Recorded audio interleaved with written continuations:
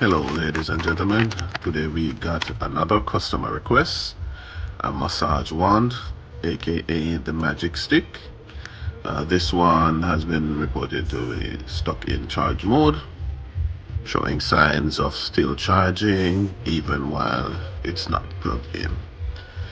Alright, so we're gonna have to take this device apart to solve this issue where the charge controller is stuck in a charge state.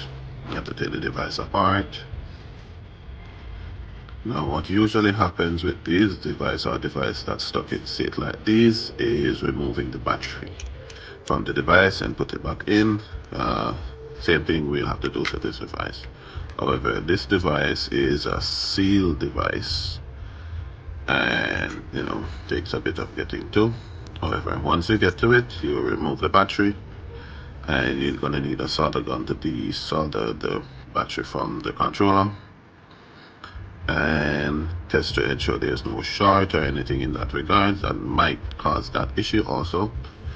And then we'll just resolder back the battery and check to make sure the device is in a normal state and is charging and will accept charge. And we're gonna put the device back together so we'll be able to do a full test to ensure that the device is functioning as it should. And once that is done, power on the device, and there we go, fully functional and ready to massage.